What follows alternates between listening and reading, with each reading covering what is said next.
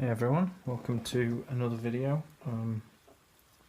Today I'm going to be working mostly on, well, entirely I think, on the St Charles part of the layout. This section here is going to be the coal tipple representing, obviously with it being compressed I can't get everything on here, so this is going to represent the coal tipples of both Vallee and Dominion. Probably pronouncing Vallee totally wrong, but oh well.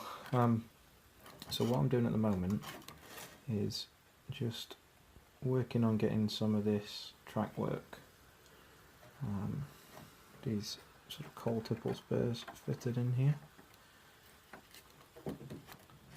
Basically just using whatever track I have to hand. That's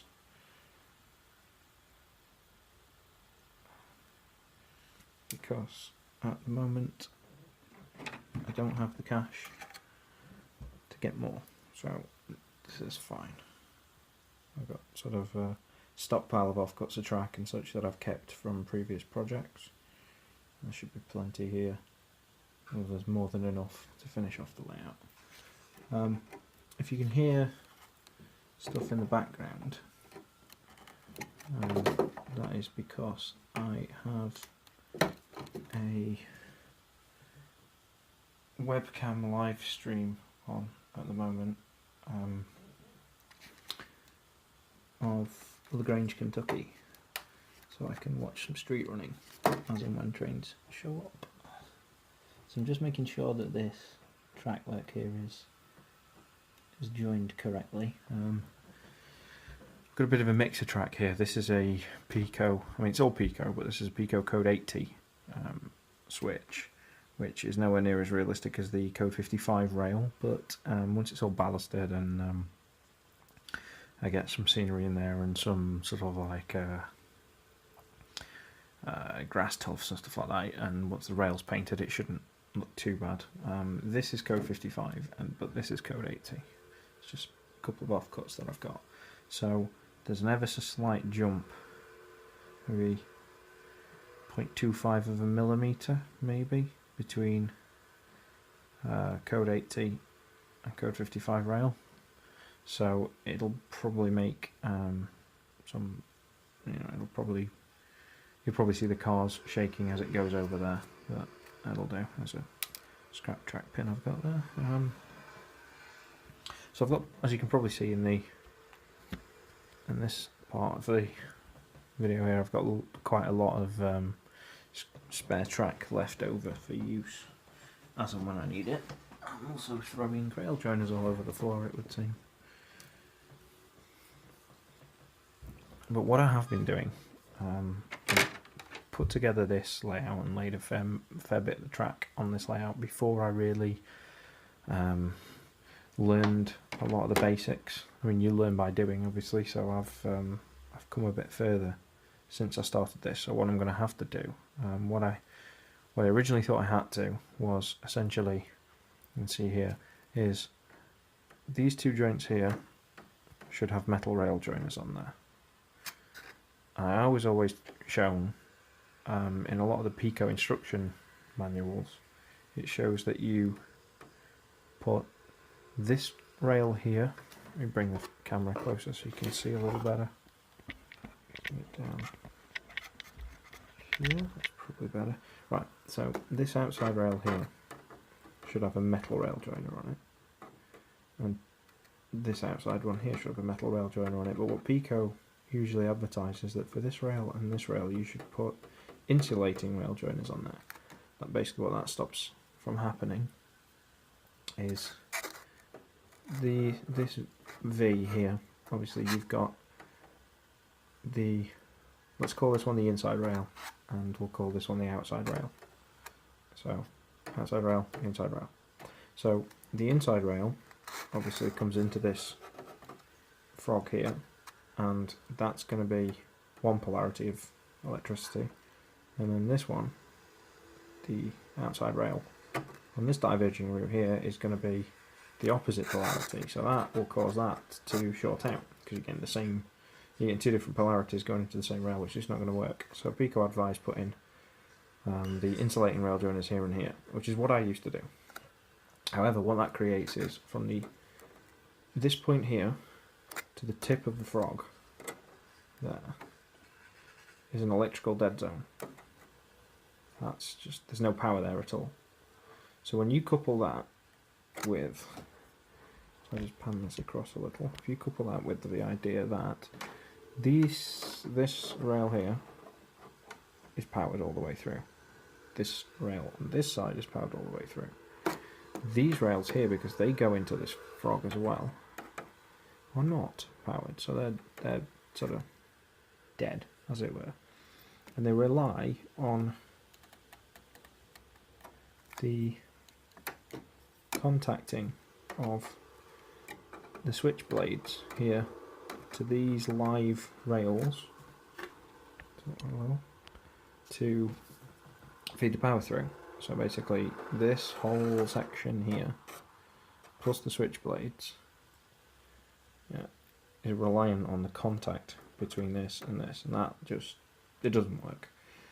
I could run I could show you, but I don't see any real reason for it. But if I run a locomotive over here, locomotive is going to come down the track, it'll be fine until it gets to about here. Then if there's a little bit of dirt or anything, you know, stopping the electrical connectivity here, no matter which way it goes, it'll stall, because between this point, well, actually between this point and this point, if there's no power going to this, is dead. So you've got like a whole locomotive length of space there that's not powered. So what I do is, I'll show you on the bottom of this here. So you can see, on the bottom of here, you can see where the switch blades end. Peco have given you a little hole there either side for powering these if you so choose, but what I do, if you just turn it over, you'll see. So this rail in here and this rail here need to be powered. So what I do is I'll find a nice bit where there's a gap.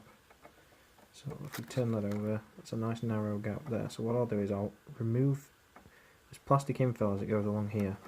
I'll remove the tiny piece between the ties there and there. So I'll take those pieces out, leaving the ties themselves in place, so there's just sort of like bare rail under this. So what I'll do then is I'll solder a small piece of wire from this piece to this piece, linking those two rails together, and then from this piece to this piece, linking those two rails together. So there'll be two pieces of wire, one here, one here. And what that does is that makes sure that this outside powered rail now powers this from here to here, all along there.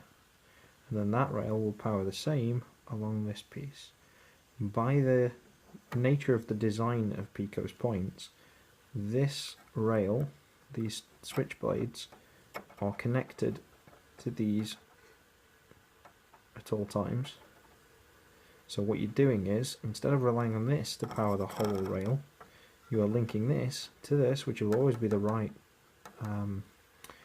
electrical polarity, and it back feeds into the point blade. So that is always live at all times. But what that does is that also makes these two rails, basically this gap here is the only dead part of the switch, and that is still long enough for example, the truck on an SD42, for example, or if you are running, say, one of the little Pennsylvania shifters that I think it was Trix used to make, that'll put the entire pickup of the locomotive on that dead section, and it'll still stall. So what I do is, instead of putting the insulated rail joiners on here, I put metal rail joiners on here, which guarantees that this and this are fed into the rails that come off of them. What it also guarantees is that you will get a short here. So once that's in place and that's all done, I take a Dremel, sorry, and you'll see on the bottom of here, so long as you don't, so long as you go sort of here at the back of this, past this piece of wire, so sort of about there, what I'll do is I'll take a Dremel and I will cut through those two rails all the way through. So then the only part of it that you have that's dead is from where my file is resting now to the tip of the frog. And that's the only part that will be dead. And that pretty much guarantees that one part of your locomotive somewhere will still have power as it passes over this. Right, so more than likely the only locomotives that won't get over this, because obviously this section here will be the only piece that's dead, is some of the smaller locomotives like the Pennsylvania shifter, or a small O6L, or something like that. In that case, there's not much I can do to help you there in terms of track work. What you will need to do there is modify the power pickups for the smaller locomotives. The Pennsylvania shifter runs fine on DC power, but obviously moves like a rocket. It's an old model, so there's not a lot of scale speed in there. But what you can do with that is you can modify the locomotive itself to spread the power pickups out like into the tender, which will guarantee that it'll cure that problem. So once that's done, you have much better electrical conductivity through your turnouts. So unfortunately I didn't sort of learn this, so to speak, or I didn't start to put this into practice until after I'd laid quite a lot of the track on this layout. So quite a lot of the rails on this layout are not laid in that way, so I may still end up struggling to get power pickups. But what I can do at the very least is the switches that are not laid yet, I can correct that problem. The switches that are already laid, what I can at least do is solder the rails together. I can solder the outside rail to the ones that feed into the switchblades. I can fix that part, and we're still going to get a dead section here, but there's not a lot I can do about that. I'll have to basically go back over, retrofit the turnouts with those power joiners and see what happens, and if it needs further work from there, it needs further work from there. I may end up having to lift the switches entirely, but that is a bridge I will burn when I come to it. So that's that part explained. I hope I explained it okay. If I didn't, ask me any questions you may wish to in the comments, and I'll answer them as best I can. But there's not really much else to say beyond that, other than, as a point, what you should always do when wiring turnouts is, or when wiring track in general, is basically make sure that any time that two pieces of rail join, solder a power feed. A lot of the time it is much easier just to solder a power dropper, which is what I've got here attached to this small piece of rail that will form the bridge, which will go on the bridge that's going to come over here. A small power dropper, make sure that you put one to like the bottom of the rail joiners. That tends to make things a lot easier. Up here anyway, where there's no ties, it makes it easier to make the connections there. I solder to the outside of the rail, which is messy, but in such a small scale it sometimes is a lot easier. But this is again something I've learned since I did that. If you solder it to the rail joiners on the bottom before you put the rail joiners onto the track, you can then, you've got your power connectivity.